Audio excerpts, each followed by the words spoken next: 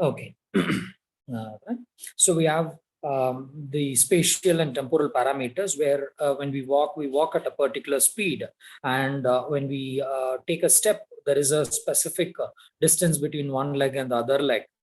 And we basically use these spatial and temporal parameters to navigate in our environment. When we look more specifically into the kinetics, we have a muscle activity which drives the gait. So the muscle activity comes from all the different muscles across the joints. And in stance phase, we predominantly see that all the extensor muscles prevent the gravitational pull and helps to keep us upright. And during the swing phase, we have predominantly our flexor muscles acting in order to lift the limb and put it forward. So this is what we generally know. Now, when we look into from the perspective of our patients are very specific about certain characteristics which they want. The first and foremost thing they want is an independent gait if they are not independent. And then they want to walk within their home. And while they are walking, they don't want to fall down. And once a person is capable of walking near, they also want to move out for doing all their works. So from the patient sides, we have a demand um, uh, in order to work and get these kinds of outcomes. So if we look into the treatment methods which we have had from the beginning, we have treatment methods where initially we were concentrating on correcting the movement pattern of individual joints. Okay. So whenever we try to correct a gait, we used to correct it, like say, for example, a dorsiflexion is not there. Then we used to try and get the dorsiflexion by giving a specific exercise, or when the patient is walking, pointing to it. And we also used to correct the spatial and temporal parameters in many conditions like Parkinson, cerebellar ataxia, where we ask them to place the leg in different parts and then walk.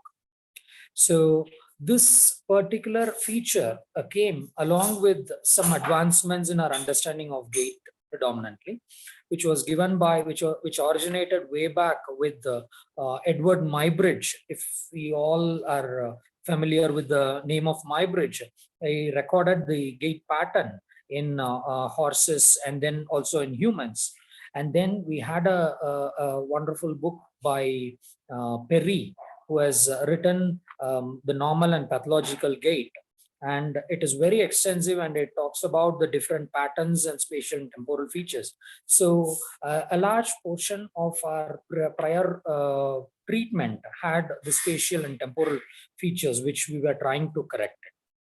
Now, at the same time, we also had the reflex theory, which told about reflex pattern, where they told about flexor synergy and extensor synergy. And in treatments like PNF or Bobath or Brainstorm, we were trying to bring back the appropriate synergy. For example, if we had a flexor synergy in the lower limb, we know that predominantly we want extensor synergy. So we are trying to get that out by giving stimulus and getting a response. So this came with the advent of reflex theory, which was a major model for our neuro rehabilitation program. Now, as of now, we have come to understanding that the reflex model giving a stimulus and response doesn't hold valid. At the same time, the effectiveness of it is also not very much. But still, in many places, we still continue to try and correct the gait pattern. That's basically trying to get the best energy out of it, right? But at least as far as our group is concerned, we have a common understanding that we do not think about correcting the particular pattern of walking. Rather, we are more focused towards the outputs which the patient can give. For example, the speed at which he can walk, whether he can walk without support, how to make him walk, rather than concentrating on just the pattern. All right. Now, the third phase of training, what we have is a holistic model where we look into the gait activity as a combination of work of hip, knee, ankle, and all its biomechanical characteristics. So So in this paradigm, we see that walking itself is a treatment for improving walking. And within walking, we also look into walking efficiency by means of trying to improve the speed or by trying to increase the cardiovascular endurance. And alongside this training program, which we call as a functional training or a task specific training program, we also had a period where we have treadmill walking training. All right. Now, the basis of functional training has been predominantly coming from ideas of Bernstein, who said that all the movements, the goal of the movements are directed in order to achieve certain goals. And as a functional goal in walking, the aim is to move from one place to the other. And all the internal structures should coordinate in order to produce that movement. So we give walking as a training rather than concentrating on the pattern or something, but we try to improve that. And so that was the next phase of of gait training amongst us. And as I said, treadmill was one of the potent training, and the basis of treadmill training was a new finding, which was not very much, I wouldn't call it as very much new, but it was based on the concept of central pattern generator. So before going on, I would also like to highlight about the central pattern generator, right? And then the last phase of physiotherapy training, we also had community ambulation training, where we started looking into the obstacles and environmental challenges and various sensory challenges which come alongside trying to walk in the environment. And the work of scientific work of Aftab Patla and certain others had brought in a lot of understanding towards what needs to be trained in that. So that is the whole spectrum of gait training as we know now. So I think at least we have a common understanding that we train walking as one whole activity at the present point of time, and we also think about community ambulation. So that's the summary of whatever is the treatment and the scientific basis of that. Okay. So with this, we will then move on to understanding the neurophysiology of walking for a certain period of time, and then we will come to today's topic. So I'd like to share a presentation about the walking pattern. So the first one is any walking pattern has flexion followed by extension. So the flexor muscles work, and then it's followed by extensor muscles. And a mature pattern, the characteristic of a mature pattern is it's not only the flexors and extensors acting, but they coordinate very well and they produce an efficient output. When we tell efficient output, it could be in terms of the energy conservation. So the potential energy which is gained during a particular stage is converted to kinetic energy, and the energy efficient gait is coming out. It's also in terms of speed. For an optimal speed, the internal structures need to coordinate better in order to get us to an optimal speed. All right. And the other one is we also vary the kinematics and kinetics in order to meet the demands of the environment. So when we tell a mature pattern of walking from an external viewpoint, all these things are important. Now going to the internal viewpoint, just give me a second.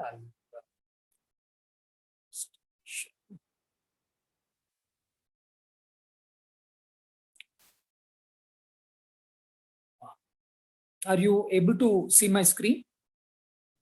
Yes, sir. Okay.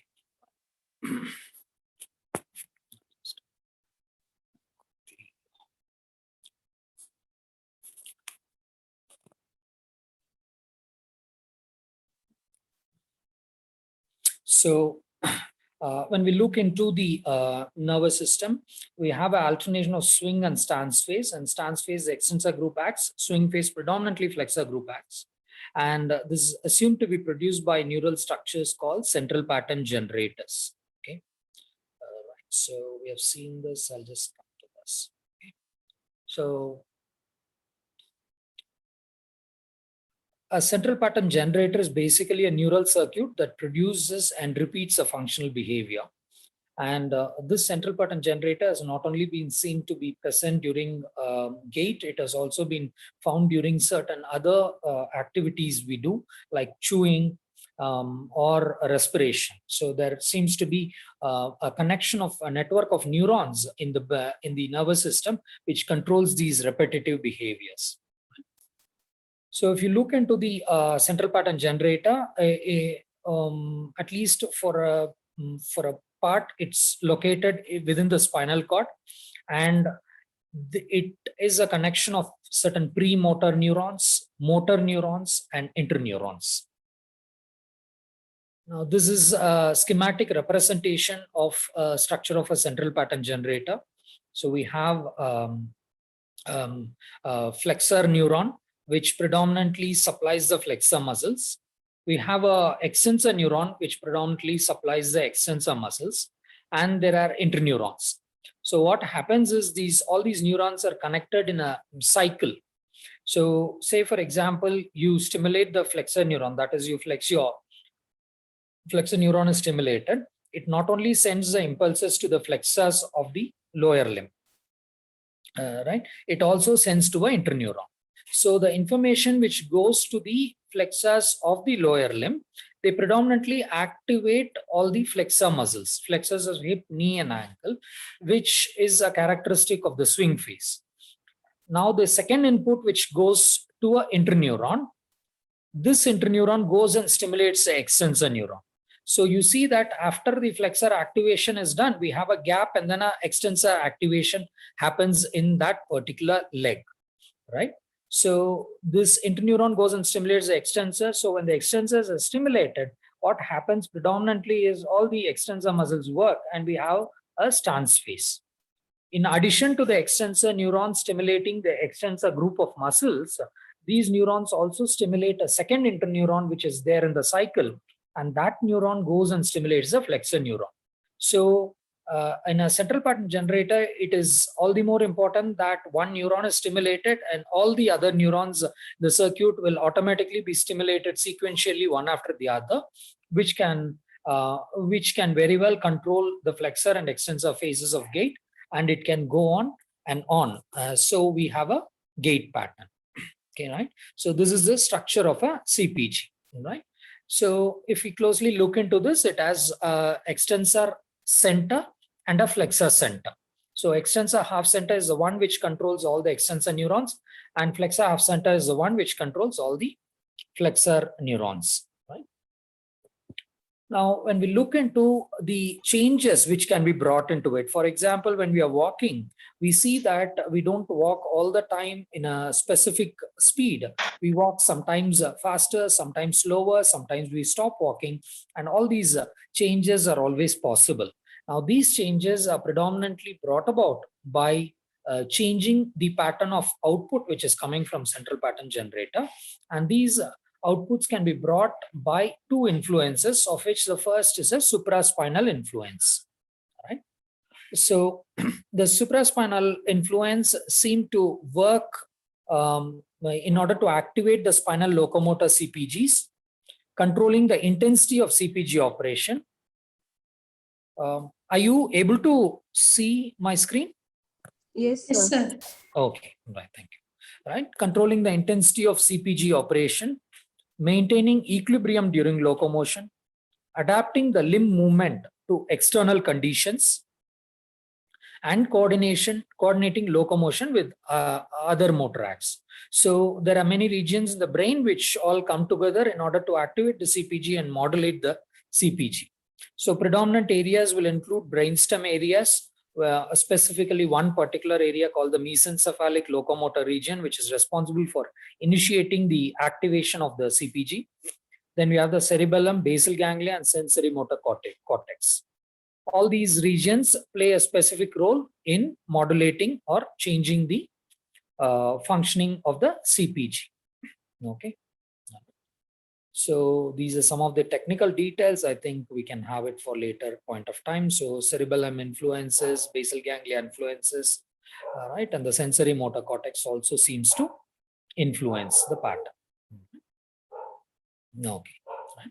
The second influence comes from periphery, which is the sensory influences, right?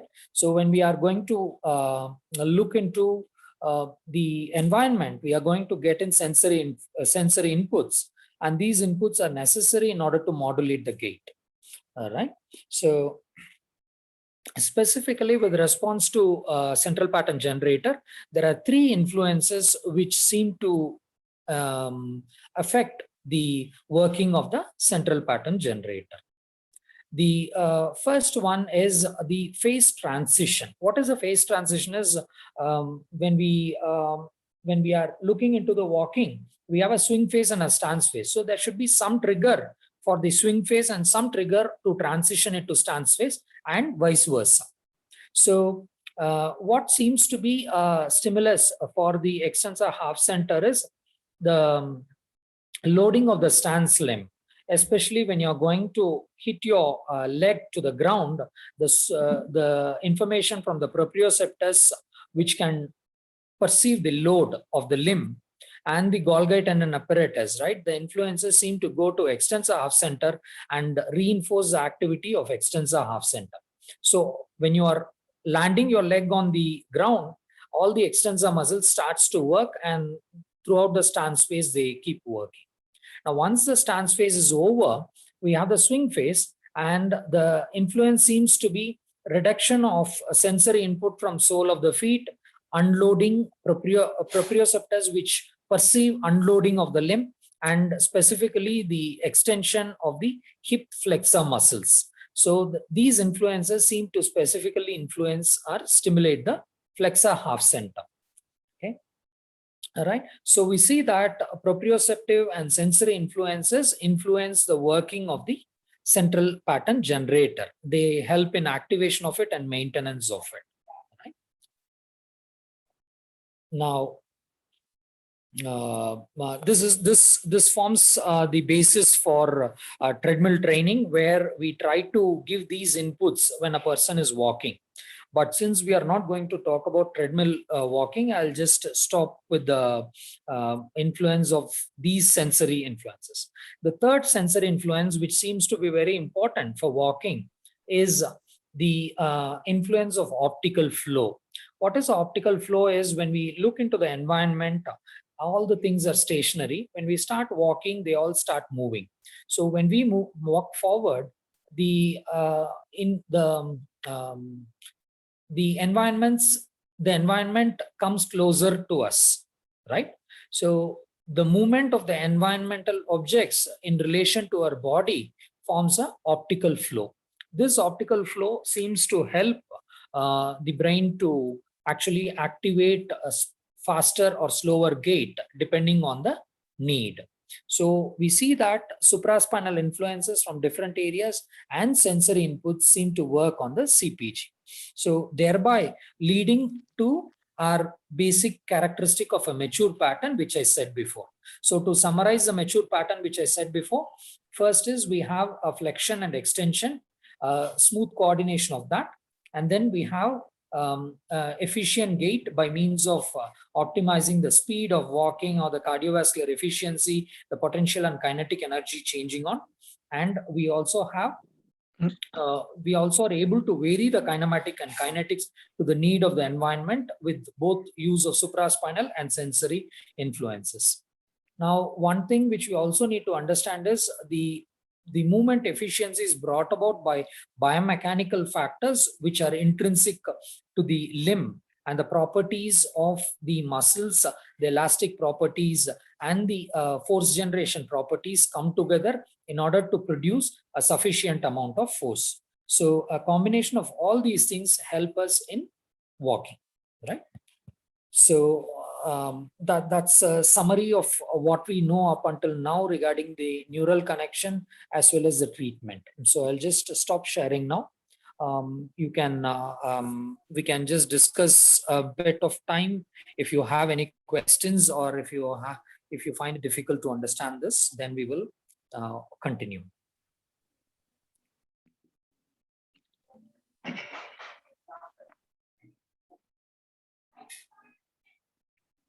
Any questions up until now? Sir, I would like to know what would be the cognitive role in the entire process of walking. Uh, is there any underlying that in terms of perception and things like that? Like for example, the earlier experience of certain things to identify. For example, if we come across, even though he's not looking at it, the mere perception of the feet probably, and then what kind of the thing, and that can modulate the gait pattern also. What would be the role of cognition in the entire process of walking? Sir? Yeah. Yes, that's a wide topic. But for brevity's sake, we will assume that the basic pattern of walking can go on without the a lot of usage of cognitive resources, because we see that we are able to um, talk and walk. We are able to carry different loads and then walk. So it seems to be a pretty automatic process. But very important is whenever we talk about navigation, we need to identify things or specific places in the environment which needs to stimulate our memory, and it needs to tell us, okay, where we need to take a turn. If suddenly some obstacle comes, it is not just identifying the physical characteristics of it, but perceiving what it is and how to respond to it. So when a stone is coming, we step over it and we walk. But when we are trying to when we see a dog which is there, we don't step over it and walk, right? So basically those kind of processes involves a lot of cognition, and the cognitive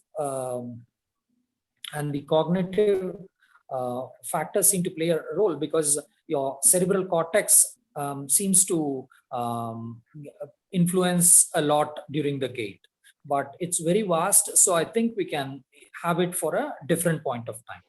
Selva sir?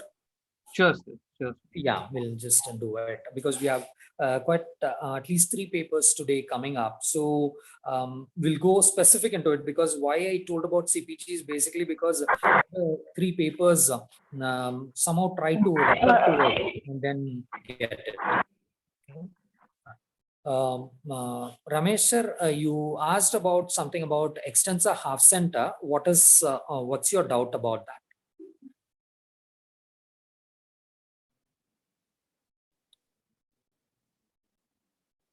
Ramesh Babu sir? Vasant, are you able to hear me? Yeah. Yeah. Okay. Just I want to know what you mean by half center. One second, your voice is not audible. One second, I'll just I want to know what you mean by half center. Is it right or left you are indicating? Or what I mean by half center? Yes, yeah. Okay, right. So when you look into one particular leg, you have the extensors muscles supplied by a group of extensor neurons. For example, extensor neuron, it supplies the extensors of the hip, extensors of the knee, and extensors of the ankle. Okay. That's basically plantar flexors. So all these 3 neurons are in turn connected to a single neuron, which controls all these 3 neurons going from down to up, right?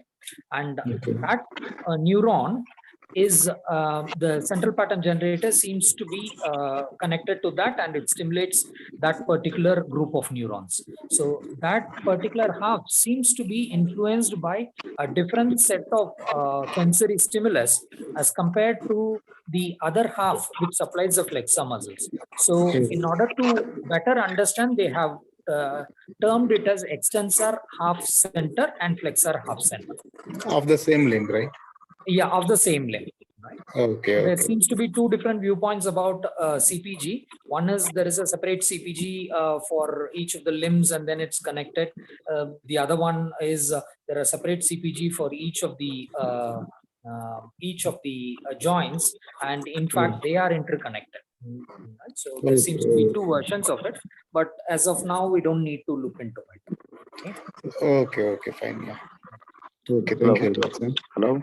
Subhi sir, you were also asking about vestibular input. Of course, I did not mention about it, and I think we will have it for a later session about that. Okay. Hello. Yes, sir. Uh, is there any evidence that there is an anatomical location is done to explain the CPGs? Yes, sir. There are so many researchers which have located the CPGs. The CPGs seem to be located across multiple sections in the spinal cord gray matter. Okay, right. So when it even we will see that when we are looking into crawling movement, there seems to be a CPG which coordinates upper limb and lower limb. Yes, So I even in have. the upper limb, the reciprocal pattern is there. When we are trying to chew, right, there seems to be repetitive activity, and that also seems to be influenced by a CPG, which is located in the brainstem. So there are multiple regions which are there. Even for gait, there should be a coordination of the upper limbs and trunk also, no, when they walk. That's what's that because we look into the gait as activity of both the neural system, the biomechanical system, and the task demands. uh, we do not know which is the chicken and which is a egg. So whether there is a neural circuit which coordinates that, right, there could be a thing, but whether it is present from birth, that question needs to be answered. Okay. Right. Okay. Right. Yeah, Shruti, you would like to give an input? You can please open your mic and speak, Shruti.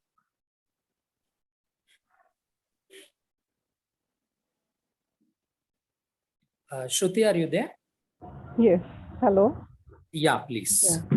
So the first article which we read in that it was given like babies with anencephaly. Anencephaly means the absence of brain. Absence I'm of not brain getting any. Can itself. you speak a bit louder, please? Your voice is not fully Hello. audible. Yes. Yeah. Is it audible now?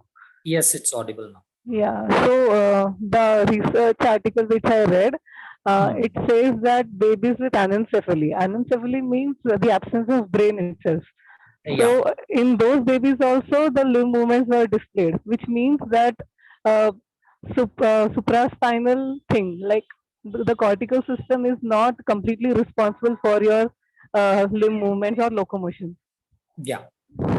So in that way, the presence of CPG, like central pattern generators, we cannot completely discard that view. Like we have to consider it. That's what Yeah. You mean to I'm. tell that CPGs are present in the spinal Yeah. cord? And they can be there. Yes, Yeah. like Yeah. the brain is not completely responsible for your locomotion, like the supraspinal generator. It is all the main. I think the main influence is from the spinal, like lower centers of the brain. Like looking after these Yeah, articles, I think. but in that particular place, what they have given in that paper, they have Yeah. also coupled it with the cerebral palsy and anencephaly. Yes. So Yes. it was told in a context of slightly some variations are not there. That's what Yeah. they Yeah. had tried Yes. to Yes. tell during that time. Like the basic pattern is already present. It's just the Yeah. tuning is done by the cortical level, at the cortical level. Like throughout your life, there is tuning going on in Yeah, your locomotion. yeah, that's true. Okay. So Yes. so I think we'll come Probably back that to will be, yeah. sir. Yes, sir. Probably even then, that cannot be called as such a gate. See, without the input of the brain, we will not be able to call that as a gate. Probably a movement, maybe a gate-like movement can be there. That's what even we are trying to say. There must be, yeah, No, it's sir. inactivated. So it's not about the belittling the work of other parts of the brain, but the central pattern generator seems to be there, and if that is activated, the reciprocal movements are coming. All right, but if you tell that if we cut off the spinal cord, then the patient cannot walk, that's true, right? Silva, Yeah. sir? Yes, sir. Yes, sir. Yeah, right. Yeah. So here, that's what we are saying. Sir, Hariom sir, any inputs, sir, before we move on to walking development? Not really, but I just want to say it in a very simplistic format as a gait is not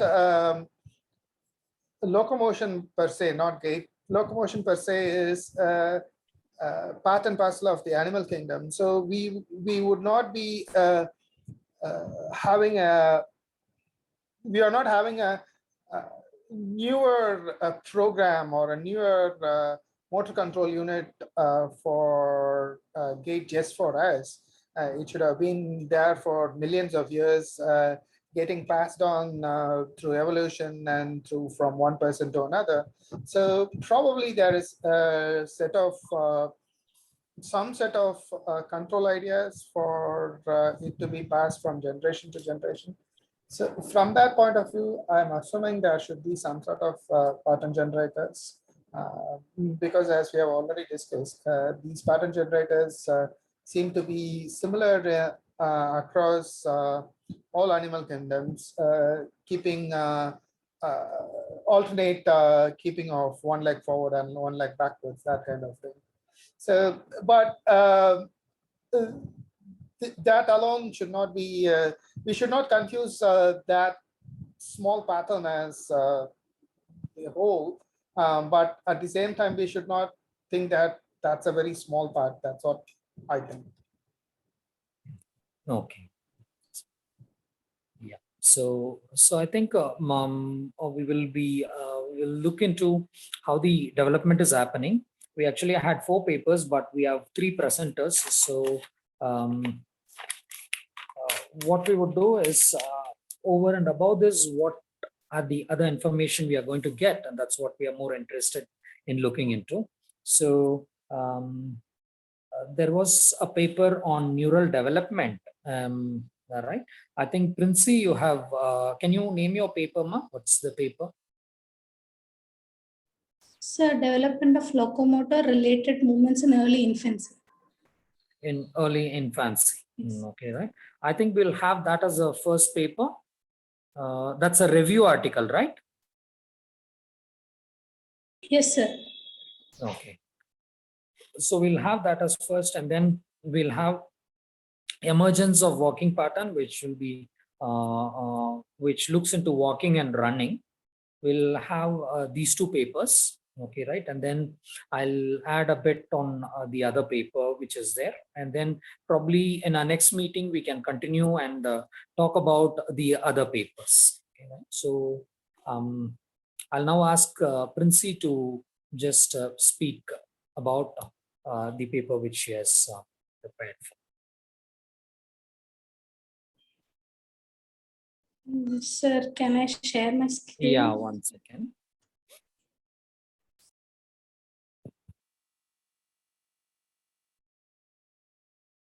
Yeah, Princey, you can share it.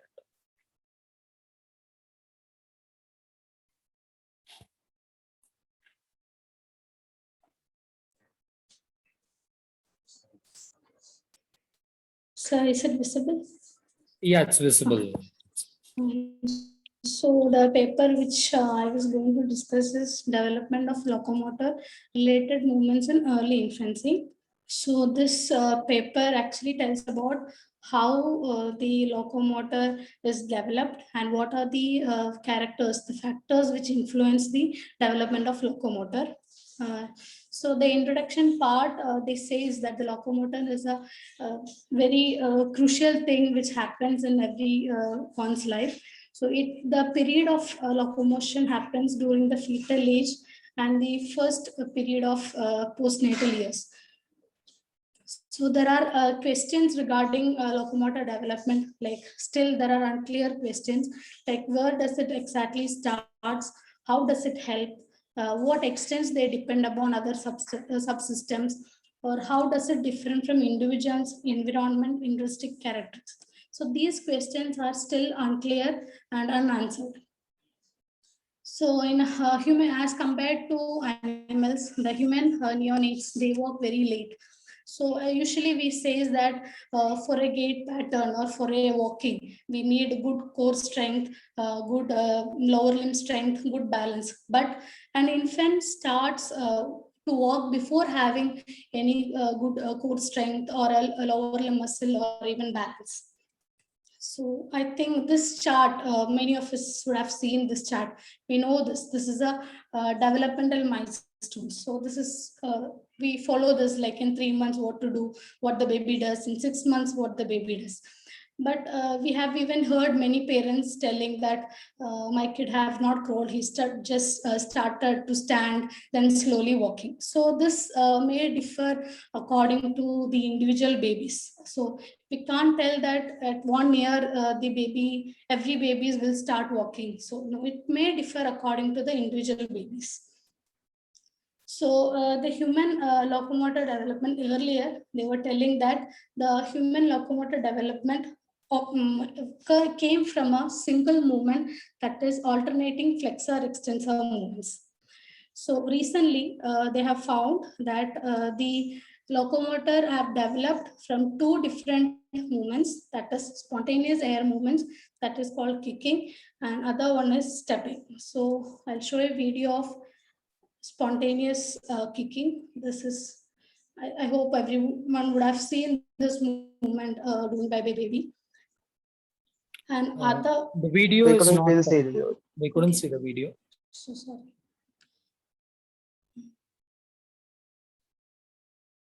So is it visible now? No, it's not visible. It's not playing. Yeah.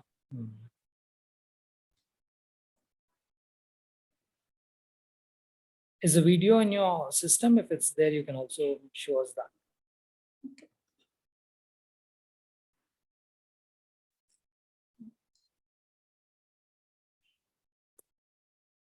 Princey, can you hear me? Yes, sir. Sir. You can come out of this and also. Is it visible? No, your PowerPoint is only visible.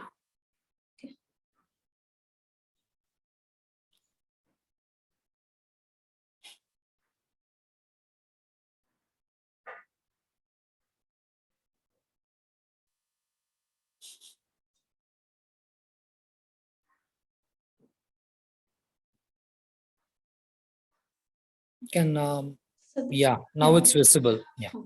Okay, so this is the kick movement, the kick movement which they were telling about. So the next one is stepping.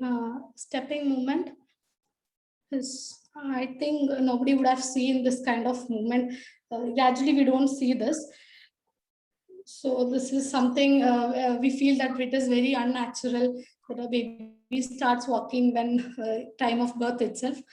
Nobody will try to do this also with the baby. So as per the new studies, they have told that the locomotion development comes because of stepping and also kicking. So this review article will move on to the 3 basic contents: the manifestation of multiple locomotor related movements in neonates, early modulation of locomotor precursors, and the pivotal role of experience and maturation on the developmental process. So first one is the manifestation of multiple locomotor related movements in neonates. So the early locomotor movements, which they were found as kicking, stepping, swimming, and crawling. So in this four of these, the stepping is the one which is more studied on. The other 3 are not that studied because still the earlier studies which shows that the alternate movements is the one which develop locomotor movement. So people, everybody try to believe in that rather than these 4. So the main studies have done on stepping. So neonate babies step on the ground if supported, and if this stepping is not trained, this will disappear even after the birth. So the last video which we saw the baby soon after the birth, how the baby does the steppings. So if the stepping is trained throughout, this will continue and the baby will start walking earlier than the other babies. But if it is not trained, it will get disappeared after a few weeks after the birth. So this relationship between the early behavior and adult walking gait was first suggested by Andy Thomas in 1966. So they did an experiment for this. So for the stepping and spontaneous kicking. So the experiment was done on animal neonatal spinal cord. They studied the different variety of motor activities. They compared the patterns of stepping and spontaneous kicking in neonates, and they found that stepping is produced 1,000 times of before birth and persist all over several months after birth. Like mother could feel the baby in the womb started kicking. So this is starting from almost 4 to 5 months from that of pregnancy, and from the still the baby born, this continues to be there, and almost when the baby is in the womb, it almost kicked almost 1,000 times. And the spontaneous kicking and stepping involved neuromuscular modules with different flexibility and complexity. And they have a key role in the adaptation of spinal sensory motor circuits to the biomechanics, this kicking and stepping. So they came to a conclusion that this complexity or the prevalence of spontaneous movement have characteristics of later development. That later development is the gait. So this really connects with the locomotor movement, and the step is triggered by the contact of a surface. But for a spontaneous kicking movement, there is no any triggering point for that. It just happens. But in stepping, there is a contact with the support surface. Is it clear? This is the first part they are talking about. Okay. Yeah. So here you mean to tell that the precursor, that is the adult movement pattern, comes at a later point of time. Yes. But for that, there seems to be coming from two different things. One is the stepping behavior, and the other one is the kicking behavior, right? Yes, sir. Yes. So then, okay. So predominantly what they try to see is these ones are not looked as stepping and kicking, but they look into these as outputs of the neural circuitry. Okay, right. So that's how they look into this. And so in the adult, there seems to be 4 different patterns of activity which is coming, and stepping and kicking, both of it seems to contribute to that adult pattern at a different point of time. Okay, so that's clear, Pransi. Okay. The next thing which they were going to study is early modulation of locomotor precursors. This is what we have discussed before, like what are the factors which influence the locomotor. So the rhythmic nature of locomotor precursors involves phasic activation of muscle, which then CPGs, then sensory signals and supraspinal signals. So they did an experiment on hatching chick embryo to determine the proprioception as a factor in locomotion. So what they did was leg muscle activity and kinematics were recorded in embryos without and with an angle extension restraints. So you can see the 2 diagrams here, without restraint and with extension restraint. So what they did is they restrained the angle extension movement, and they did an experiment without restraining the angle extension movement. So the result which they have got was the extension restraint produced excitation of angle flexors and inhibit the angle extensors. So the graph here, the first graph, without restraint of angle, it have there is movement for angle knee extensor, angle extensor, and angle flexors. This FT is knee extensor, this TA is angle flexor, and this LG is angle extensor. So when they did with extension, when they did with restrained extension, they could only get the excitation of angle flexors, but not the angle extensors.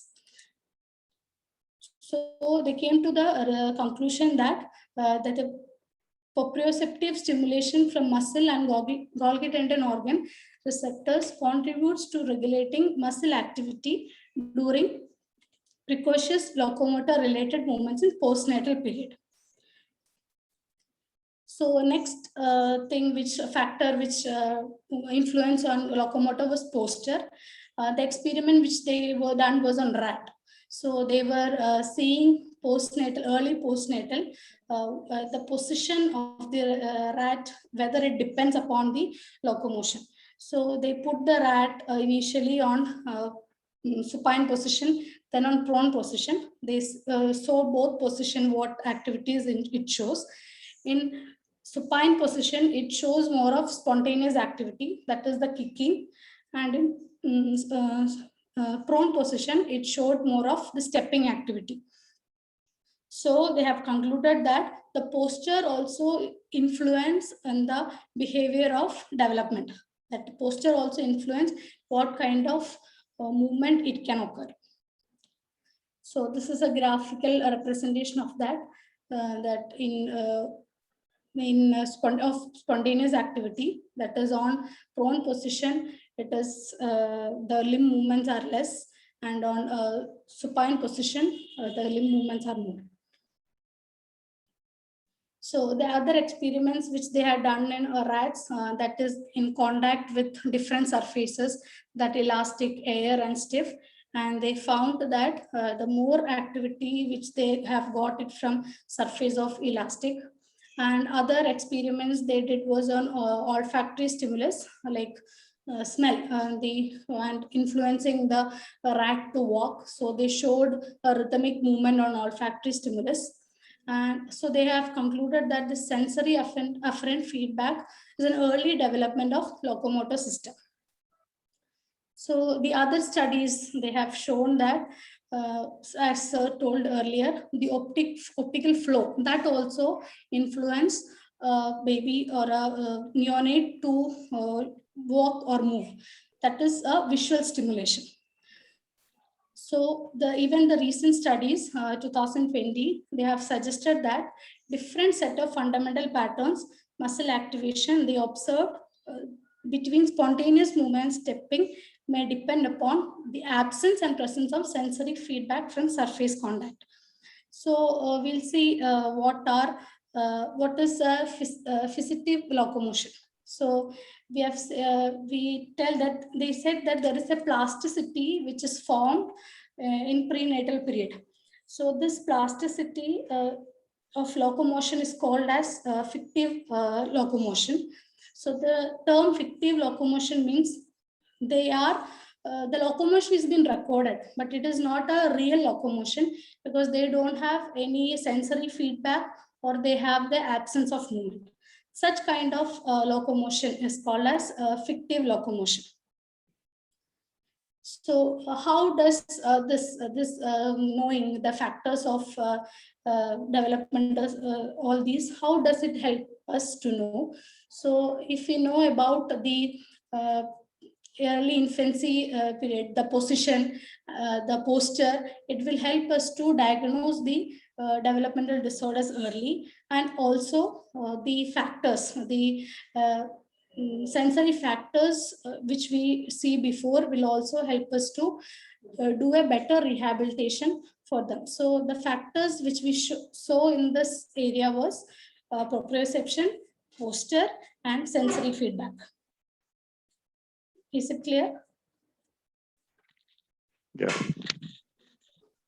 Yeah, so what you mean to tell is the basic pattern of movement comes from both the neural circuits which are formed for stepping as well as kicking, and but these ones can be modulated or changed, and the development can be different if the following factors whichever you have mentioned are there, then the developmental pattern can be changed or influenced by this. That's what you mean by this? Yes, yes. So we can, if we are able to know it before, we can diagnose the development disorders very early. Okay, so in addition to that, you're telling that using all these influences, we can see what are the variations which can come to the pattern. And in normal Yes. individuals, it seems to come as a specific pattern. And if we understand this, it will be possible for us to even diagnose kids who are not developing normally, right? Yes. Okay, so previously when we are doing a developmental diagnosis, we probably will be looking into whether they are able to reach the particular milestone.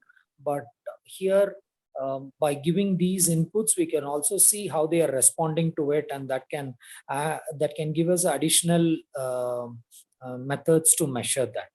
Right? Okay, fine. Okay. Can continue. So, okay. So the next topic which they are discussing about is the experience and maturation on the developmental process. That is whether the age or the experience will factor in the development process. So when the first years of life, there won't be in a neonate, there won't be full maturation of all nervous system or sensory or postural control. So the important systems like maturation of central nervous system, processing of sensory information, postural controls are something which is very important for our locomotion. So during the first year of the child growth, there will be many changes, such as muscle to fat ratio will change, their muscle activity to age change. So initially for 1 year, there will be many changes going on the neonate body. So development of neonate is not fully matured by birth. At birth, it is not fully matured. The maturation of the vestibular system will not be complete. The descending pathway to the spinal cords will not be complete. The morphology of the motor neurons also will not be complete. But the continuous interaction with the environment helped in the development of a neonate. So when a baby is born, all his systems, every of his systems may not be matured enough. But when he started with the interaction with the environment, that helped him the development. So they were telling like early training of the locomotion in basic skills. So what they have did is were practicing for 4 weeks of form of coordination. They did a coordination movement like that stepping one. They gave a coordination of training for the infants, and they tried to see whether the pattern or their limb coordination have changed. So they could find out that there was a change in their limb coordination, and if they were given balance training, that also affect the development of muscle activity patterns in sitting infants. So the training facilitated the development of post babies, 4 weeks of training. So they were telling that the human infants are very sensitive to changes. That means they can easily adapt to the motor pattern and the response which they get. They get easily adapt to that. So for that, they did a study because initially they were making the stepping normally without any weight. So this time what they did is they gave it additional weight to the leg of the baby during stepping. And they saw the pattern of walking, and they could see there is a increase in the generation of hip and knee muscle torques. The baby was trying to do a high stepping gait, like to compensate the weight. Baby was trying to take the hip and knee up and walk. So when they, after removing the weight also, they could find this effect, that high stepping. Baby was walking like he had a weight in his leg. So what is this after effect is like, the after effect they did was they did a greater hip knee flexion and indicate like they were walking with a weight. But this happens through learning. It happened to a learning, like regular practice with the weight made them walk like they had weight after removing the weight also. So they were telling the role of experience. So the video which we saw previously, the baby in a stepping gates, they're telling if we are training them in that stepping throughout a period of time, those babies will do a locomotion earlier than the other babies who are untrained. So even they will improve in their independent standing, they will improve in their gross motor development. So this, as we know, this study is very limited. This they have done it in animals and they have proved. They also have done it in humans, but it is not very vast because as we all know, nobody would have tried a baby walking at the day of birth. So they are telling the undergoing daily stepping exercise will help the baby to walk better than the other babies. So the conclusion of the whole article, which they were talking about this is, the neonate is punctured by the developmental plasticity, early responsiveness to environment context would potentially be used to diagnose developmental disabilities, which we saw earlier, the proprioception, the posture. This will help us to diagnose the development disability earlier, and also will help us to do the therapies. And the next thing which we saw was the experience. So the experience dependent development of the motor system will inspire future studies on the control of movement during early development. Like it will influence, it will inspire us to make a baby walking earlier, which will help in the early development of locomotion. This is what the article says. Sir. Okay, Prince. I think that was a very, very good summary of the whole article. You had captured the different aspects of the review. Thank you. Now, the session is open for questioning and inputs. So we will discuss about this.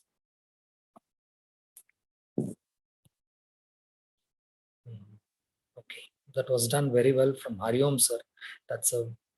Sir, thank you. That's a really, really big compliment, sir. Sir, can I, sir?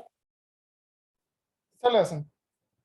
Yes, sir. Thank you for the compliment, because it's very, if it comes from your mouth, it's special. No, I just wanted to, I think she captured the essence of it properly.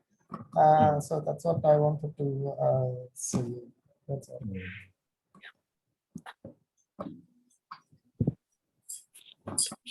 Thank you, Selva, sir. Yeah. Can I add one point here? Yeah. Who is this? Yeah, I'm Raji here.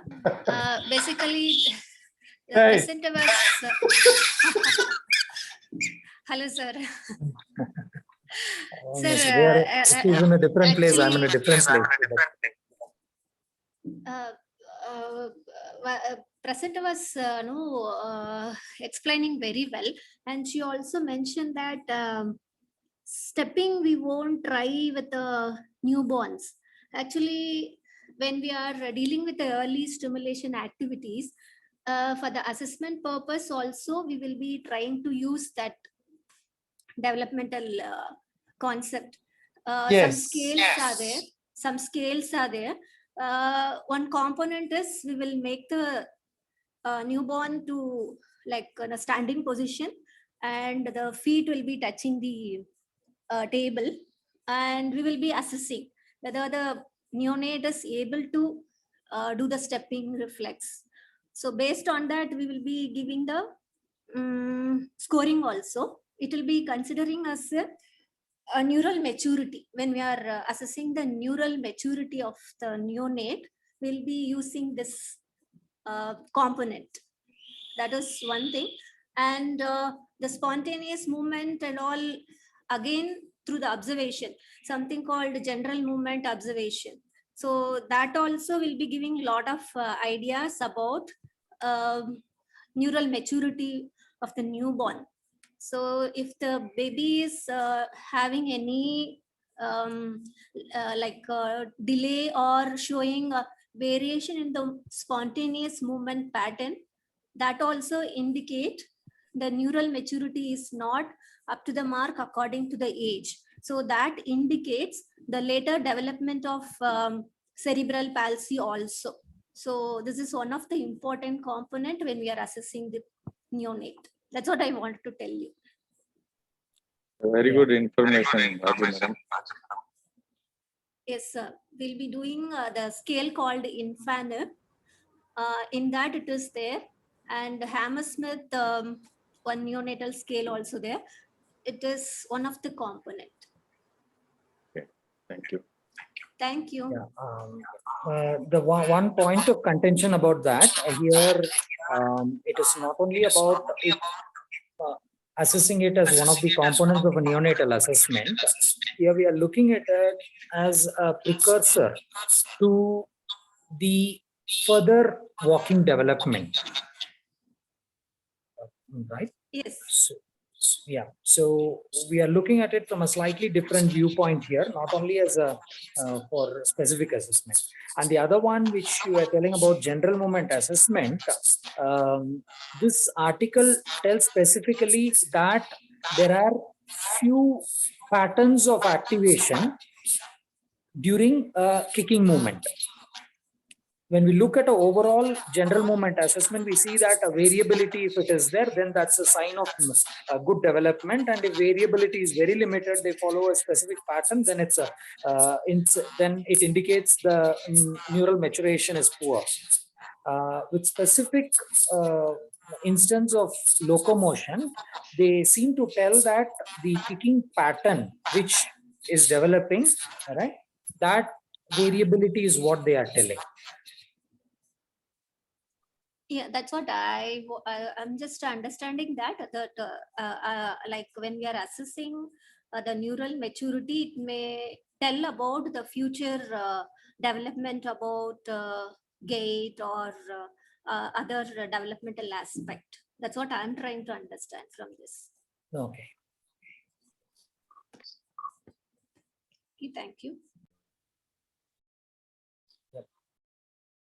Any further questions or clarifications? Because when we are discussing, it's better that we all come with a lot of questions rather than sessions.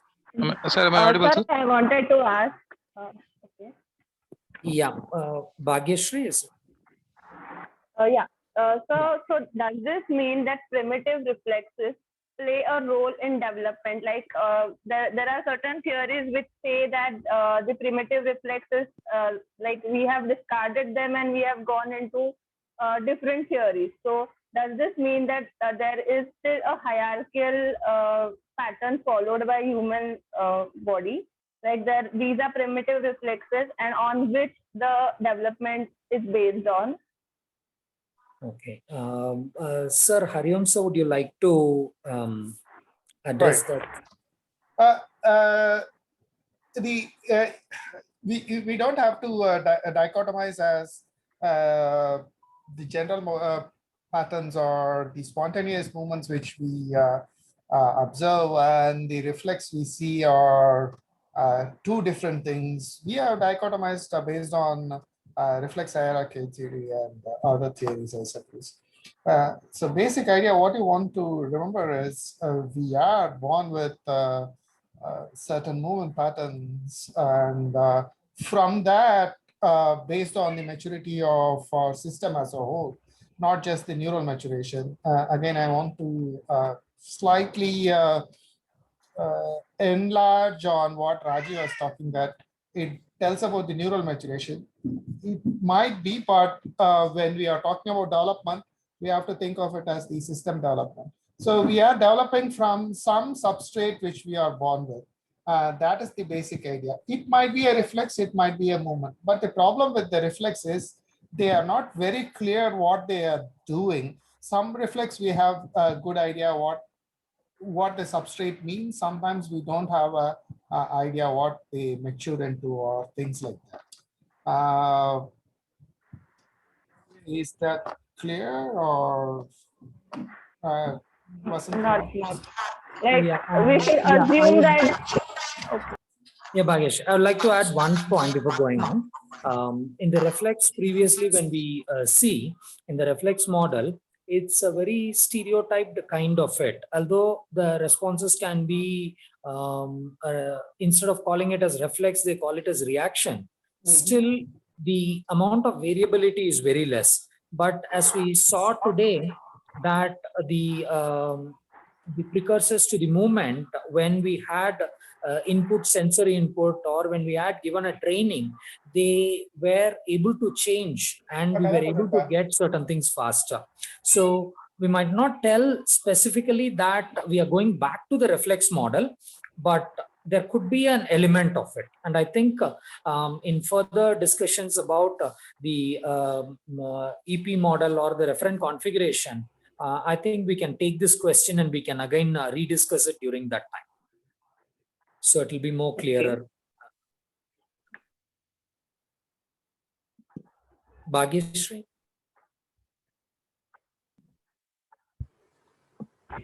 Okay. Can I add some? Yes, sir, please.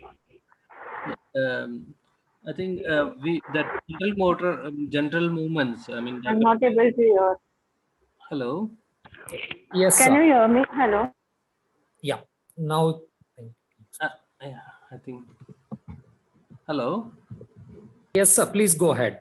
Yeah. So when that general movements are there available, and then when it becomes a goal-oriented movement, which is also simultaneously happening along with the perception in terms of depth perception or overall, the sound, the vision, all aspect has been also maturing together, and it become a more of a goal oriented act, probably to just finalize what there will be a functional movement is also happening because of the other aspect of the brain also growing. That's what I feel that maybe with abundant movements, two particular focused movement or goal oriented movement is happening along with the central nervous system maturation, right? Yes, sir. That's completely valid point. Yeah. Ruchita, you can ask a question. So, from what I understood, when the it was said that stepping is present since birth, and if we train it, then it is possible that the babies will learn faster. Hello. Yeah. Please go ahead. Please go. Yeah. So, but then when we are talking about us, like ma'am said, when it's about assessment of the cerebral palsy children or so, when we look for general reflexes to be present, if it is persisting beyond a certain amount number of months, then we consider it to be abnormal.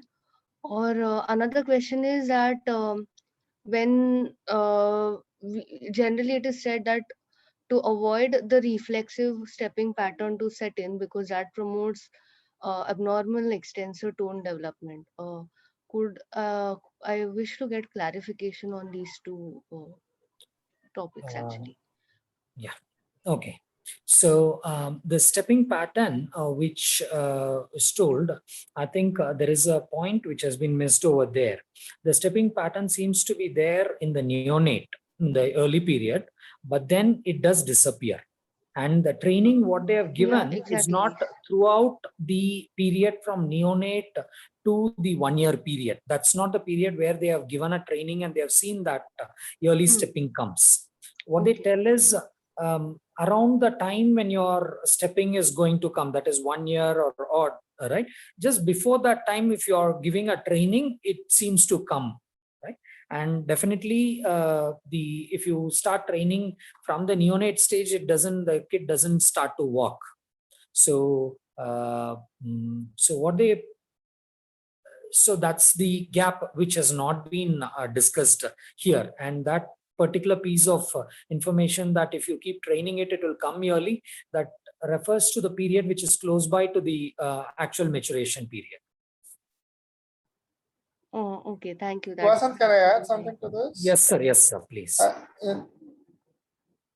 The other thing is, there is a limitation to everything. Just because some systems, subsystems get better, that doesn't mean the whole system will change its behavior. What I mean by that is, just because you're teaching the child to the stepping reaction again and again, that doesn't lead to walking as such. So you need to remember that the whole system maturation or change in behavior is far more complex, and we are just looking into one part of the puzzle, that is the central pattern generators. Thank you, sir. So if I was to look deeply into what you just said, Mhm. that would be the environmental influences and others parts would also play a role, right? Not just that alone. The biology has to change, right? We are not only changing our neural biology, that is the subsystem I'm talking about. We have to understand that the muscle has to Yes. get stronger, the bone has to Okay. get stronger. All these things has to change. You need to understand what is depth, what is a floor, what is a slippery floor, what is this and that. So there are hundreds of things which has to mature. So if you just do the stepping reaction, that doesn't make any child walk anytime, especially in this context. All right. Right. Okay. Thank you so much.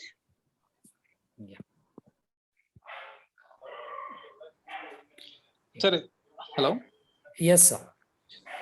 Sir, no, what Hariom sir was telling. So that's what exactly Esther Thielen was talking about, right, sir? Like she tried to manipulate the weight of the lower limb by which she tried to see if the stepping has been changed or not.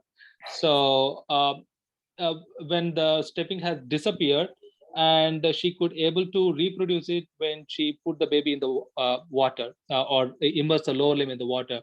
And when she found out that that is actually stepping inside the water, and when there was actually stepping, they added weights and modified something like that, where what they have noticed is stepping has been reduced with the weight. So the conclusion of what Thielen has said is, like, it is not just the neural maturation, it is the interaction of the brain with the other non-muscular forces which influences the movement pattern. So I think Exactly. that's what you were adding, right? Yeah, exactly. Yeah. Right. Sir, I'd like to add one thing over here. Mhm. The overall idea is that, and we know that it's a complex thing, and even during development, all the factors needs to come. The minor point over there is Esther Thielen thought that it's one continuous behavior which is disappearing, and it can be brought ahead by changing the environment. The current set of work by this team seems to be that there is not only that stepping is leading to the walking pattern. There seems to be certain other kinds of movements which also seems to be precursors to the walking pattern. Okay, so that's one thing which I wanted to add into these Esther Thielen's idea. So people from Esther Thielen and many other people were thinking that this kicking is what is coming, but it's not just this kicking pattern which is coming over there.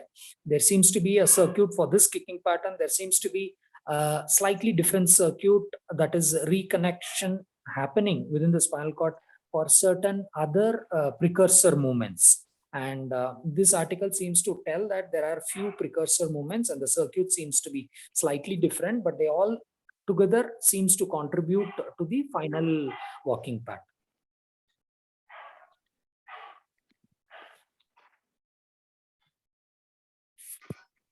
Any other questions?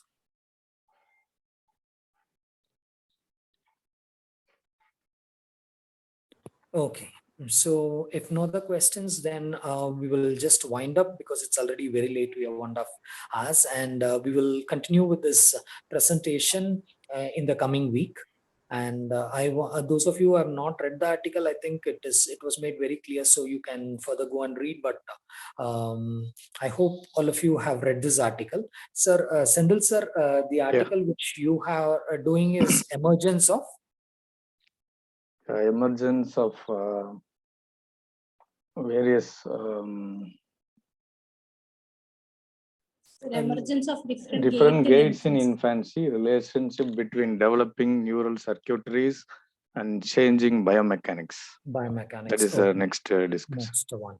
Right. And Riddhi, what is the paper that you are reading? The student Riddhi. Yes, sir. Yeah. It's a development of human locomotion. Okay, that's again development of human locomotion. So we will see these two particular papers in the next presentation. Okay. Yeah. Okay. Right.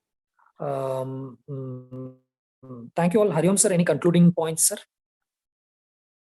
Not really, but just to this is just a trivial point, but just my zoology 1 year kicking in.